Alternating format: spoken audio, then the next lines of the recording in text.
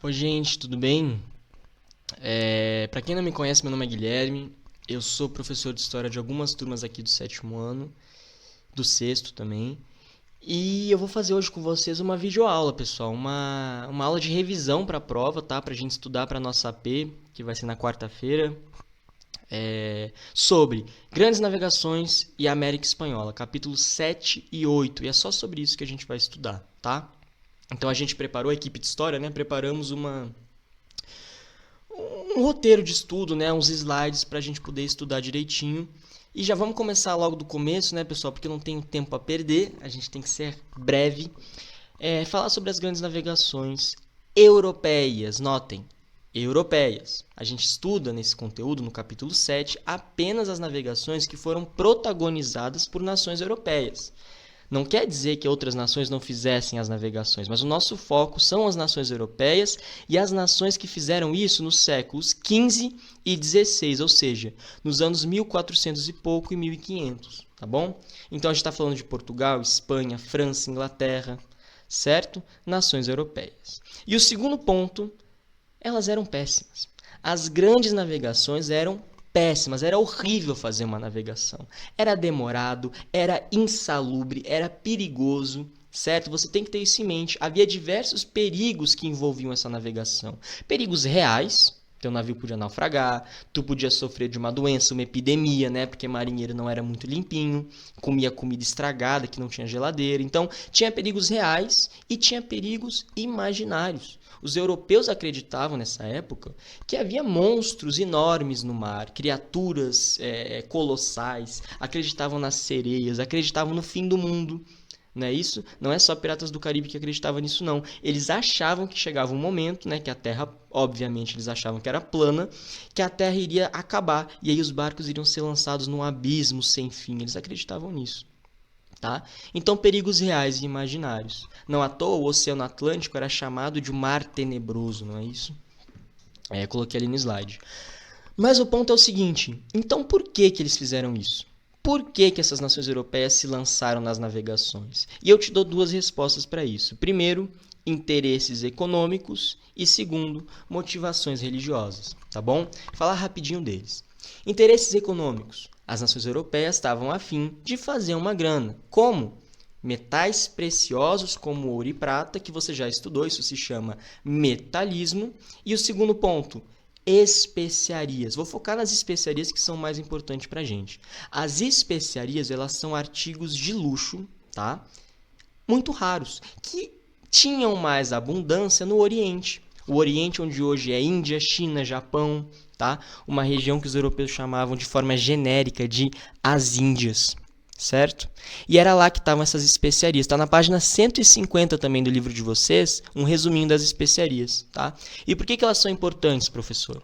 Elas servem para fazer tintura de roupa, servem para fazer remédio, servem para temperar a comida, conservar a comida. Então elas são sim muito importantes e muito valiosas. E esses são os fatores que levaram os portugueses a se lançar ao mar, o interesse econômico.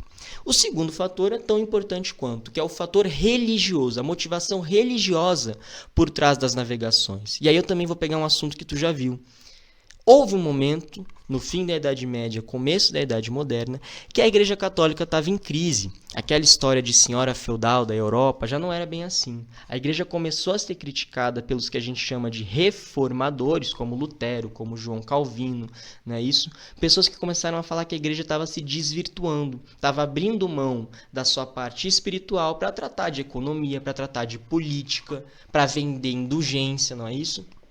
Então a igreja estava sofrendo uma perda de prestígio e de fiéis também, certo? E isso vai ser um motivo das navegações. A igreja, junto das nações ibéricas principalmente, que é Portugal e Espanha, vão se unir para levar adiante a fé católica e converter as pessoas pelo caminho, né? Salvar a alma dessa gente. Eles achavam que estavam fazendo uma boa ação, obrigando os indígenas e os africanos a se converterem ao catolicismo, né? Mas isso também é um fator importante, o fator religioso, certo? Então, por que os portugueses se lançaram no mar, nesse perigo todo? Fator econômico, fator religioso. Para finalizar esse slide, eu destaquei um problema que eu queria destacar na próxima imagem, que é um mapinha. que eu peguei da internet. Esse mapa mostra a Europa, a África e o Oriente, e a principal rota que sai da Europa para chegar no Oriente, que é o Mar Mediterrâneo, que você já estudou, você conhece. O Mar Mediterrâneo é uma das principais rotas marítimas dessa época, né, onde se passa mercadoria, onde se passam pessoas, e ela era fundamental para os europeus chegarem nas especiarias lá nas Índias, certo? Eles precisavam passar pelo Mediterrâneo. E o problema, pessoal, é que o Mediterrâneo, essa época, século XV, tinha dono. Século XIV tinha dono, que eram as cidades italianas. Gênova, Pisa, Veneza, cidades que talvez tu já tenha ouvido falar, que estão ali nessa bota que eu circulei no mapa. Essa bota é a Itália, tá, pessoal? O mapa da Itália, curiosamente, parece uma bota.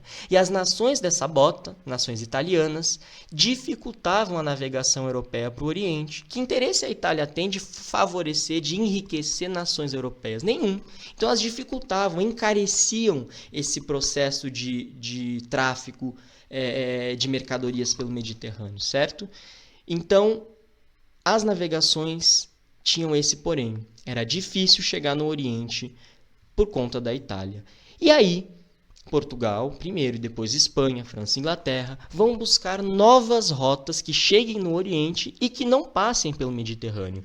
Essa busca por novas rotas, que inclusive fez com que um camarada chamado Pedro Álvares Cabral descobrisse o Brasil, essas rotas são chamadas de grandes navegações, certo? Então, o domínio do mar Mediterrâneo pelas nações itálicas fez com que as nações ibéricas e depois europeias buscassem novas rotas. E por que Portugal foi o primeiro a fazer isso? Eu destaquei aqui 4 fatores, né? Eu destaquei 4 fatores que são poder político centralizado, ou seja, Portugal foi a primeira nação a criar um Estado, uma monarquia centralizada, como professor, expulsando os muçulmanos da Península Ibérica, certo? Você que já estudou o mundo islâmico sabe da expansão dos muçulmanos por boa parte da África e também pela Península Ibérica. Os muçulmanos dominaram o que hoje é Portugal e Espanha por séculos, e Portugal foi o primeiro país da Península Ibérica a conseguir expulsar os muçulmanos. E quando expulsou os muçulmanos, se centralizou. Certo? E essa centralização política foi fundamental para os portugueses terem a estabilidade para poder fazer as grandes navegações. Segundo fator é o apoio da burguesia. A burguesia, que tu também já sabe, é uma camada social, é um grupo social e econômico, e lá na frente político, que surge no final da Idade Média, nos burgos, e começa a ter cada vez mais grana, cada vez mais prestígio. E o apoio da burguesia é fundamental para financiar as grandes navegações, né? Para construir essas embarcações precisava de grana, pessoal. Certo? Então o apoio da burguesia foi fundamental. E ele foi conquistado depois de uma revolução chamada Revolução de Avis, que talvez tu já tenha estudado, mas senão eu te conto rapidinho.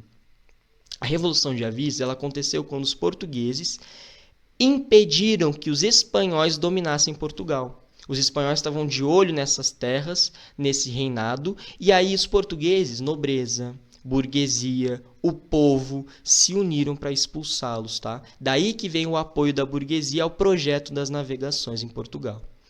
E a letra C e D eu vou resumir rapidinho, que são o conhecimento e a técnica portuguesa. Os portugueses, eles tinham uma grande experiência naval. O que acontece é que Portugal, eu vou voltar naquele mapa rapidinho, Portugal está banhado por 2 corpos d'água muito importantes. O Mediterrâneo ali embaixo e do lado de cá, que está cortado pelo mapa, o Oceano Atlântico. Então os portugueses, desde muito cedo, se desenvolveram com meios navais, se desenvolveram na forma marítima, não é isso? Não é à toa que o prato principal da culinária portuguesa é peixe, né? É bacalhau. Então os portugueses têm uma cultura naval muito forte, muito importante. E esse é um dos fatores do pioneirismo, tá? E além disso, conhecimentos e técnicas. O que acontece é que os portugueses eles inventaram alguns instrumentos fundamentais para as navegações. Um deles é o que está na imagem, que é a caravela. A caravela é essa embarcação